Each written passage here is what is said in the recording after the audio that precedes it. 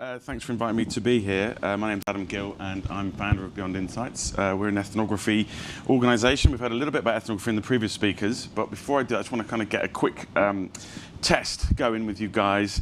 Who here is nosy as fuck? Two? Okay, that's a few, all right. Who here likes gossip? Okay, how many people are on social media?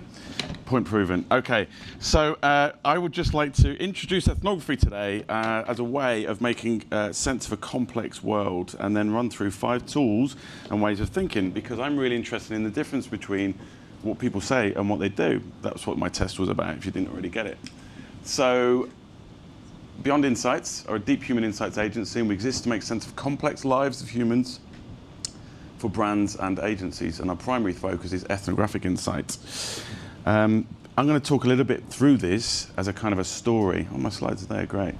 And explain a little bit about why I'm really interested in this as a topic, because for me, having started Beyond Insights, it was my passion, really. It was something that, as a kid, I was really fascinated by people. I was always around on my bike, asking people what they were doing and why they were doing it, annoying people in the community and saying, you know, what are you up to and why are you doing that? And, you know, that really still makes me tick, frankly. I'm really interested, again, you know, into understanding what people are really like behind the kind of curated life of Instagram in an honest sense. So my story took me off to university. I went to study popular music studies because I thought that would be the answer to find out why people do what they did.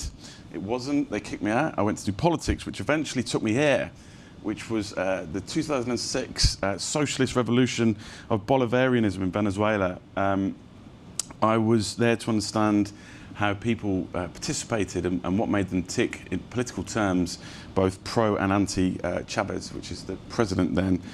I noticed quite quickly there's quite a bit of tension going on. And when I arrived, this was a riot not too far from where I was at, and pretty frequent to see that. And what I realized at that, my first insight from my research really was that this is not going to be an easy place for a gringo. But what I did learn in this space, in this tense political space, was how different cultures could be, and the importance of that, and how hard it can be for people to really trust you. People either thought I was James Bond or more likely Mr. Bean. It wasn't until I gained access to certain communities by burning my hand in a fire ceremony that I eventually got to start my research, being in people's homes and being invited to more parties, strangely. So what is ethnography? Basically, ethnography is the study of the lived experience of people, revealing rituals, complexities, contradictions. They're often interwoven, and I then make it simple to understand. I unlock motivations, behaviors, and desires to understand what was not readily visible, and to then generate insights to drive things like campaigns or brand strategies. What sorts of tools would I use as an ethnographer? Well, first of all, I would go to the location of the place being researched, be it here or abroad or wherever it is, and get a sense for the cultures and activities and what are people doing, how does it feel, smell, look like. And then I'd start to refine my research proposal into a kind of an observational phase in which I'd follow participants. Hopefully they'll invite me into their activities, as I previously mentioned, and I get to see what they're doing and try to understand why, but I won't know why because I'm not them, so I follow up with interviews and delve into their motivations over a period of time to understand really what it is that they say they do and what they actually do and what I saw in observation, start to understand the strands through all of that. I can develop some case studies as a result of that, often in binaries, as we've already heard about binaries, to understand what people do over here and what people do over here to generate the key trends and insights that we probably didn't know already. I also use online ethnography, so we can record our lived experience using our phones and document where we are and what we think. You can look inside of our fridges and go down shopping aisles and say this is what's cool and this is what's not so cool.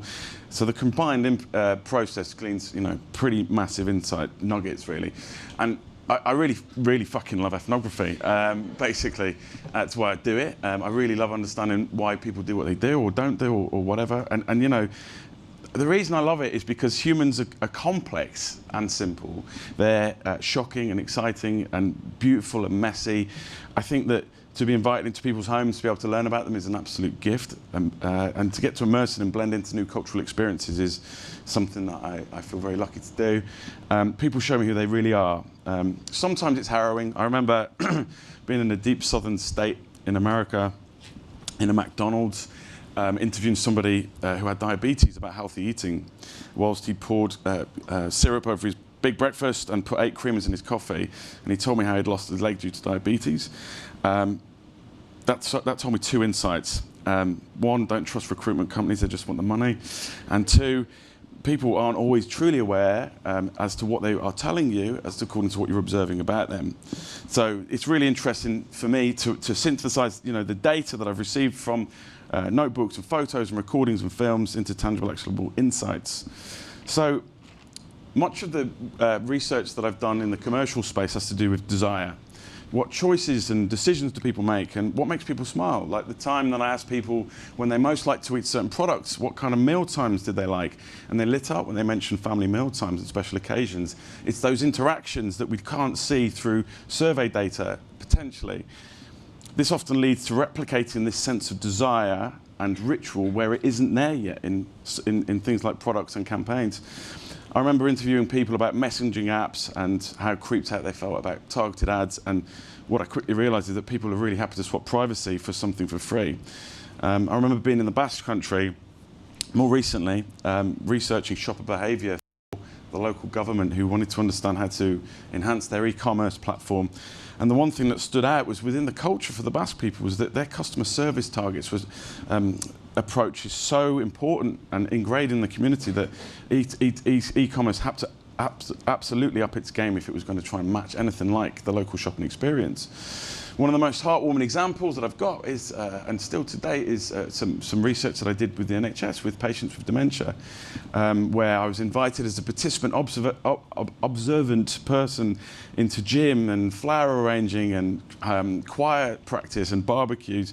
And what I noticed was that the carers who looked after people with dementia were being supported to the point that when they received kindness, they wanted to volunteer back. And that ended up saving the NHS thousands upon thousands of pounds because they were engaged and involved in something that actually changed. So what does it all mean at the end of the day? Aware of time. When people feel listened to, connected with and part of something, that connection produces something that people really want to be part of. And that is the difference between a good and a great campaign. So I promised 5 tools today. So the first one is, I don't have it on me, right? I was going to pull out the notebook and go take a notebook everywhere. It didn't work, because I haven't got it. It's in my bag, fuck's sake, right.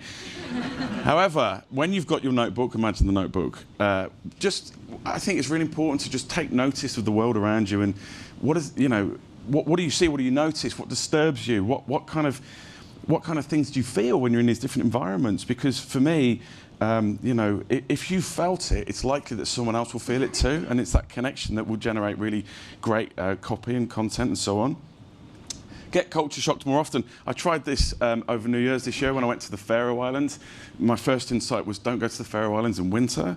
It's not the best place, but that said, do immerse in new environments. It's where the magic happens, for sure. It's where we get to see our own culture from a different lens and realise what's going on around us. I think that, being culture shocked kind of helps us get outside of our comfort zone, and really, nothing good comes from a comfort zone, let's be honest. Observe more, be out and about.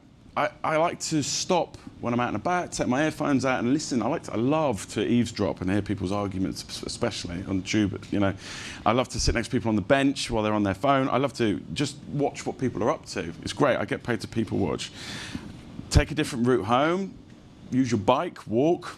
And while you're doing all this, take more photos, because if you take photos of the emotions that you're experiencing at the time, you can look back at them at random. The best ideas really come from random inspiration.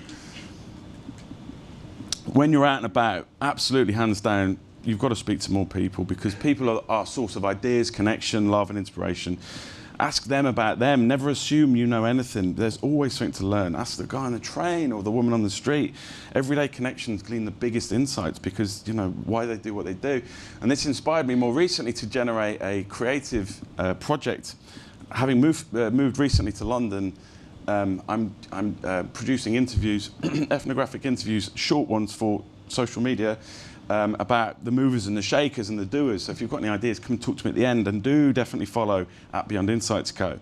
I'm going to leave you with a video, and it's not quite the end, but the video's 1.5 minutes, so I'm going to stand here awkwardly while you watch it. Please play the video.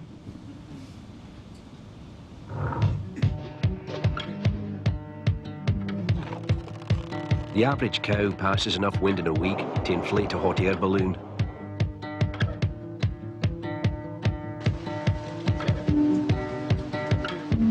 "88% of clowns never fall in love."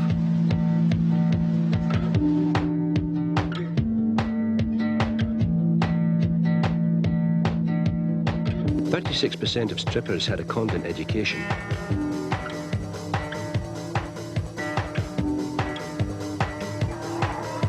Every year, over 300 animals escape from zoos and circuses.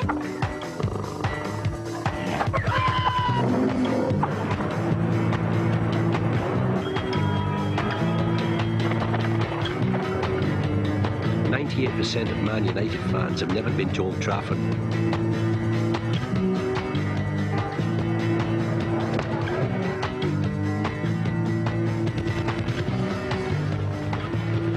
"44% of Ku Klux Klan members were delivered by a black nurse."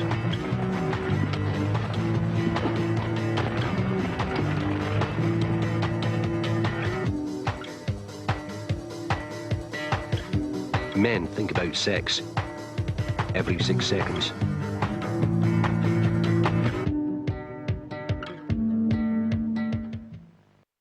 So for me, that advert perfectly, can we click to the next slide? That advert perfectly conjures up everything that I've spoken about for me. I think that it conjures up adverts so fucking brilliantly. I have a final slide with some contact details on that's just not there, but I just wanted to say that I'm running some workshops in May. If anyone wants to know about it, come and find me later. I really want to see that last slide. Yes. Big data can't see, but human data sees beyond. Thanks very much.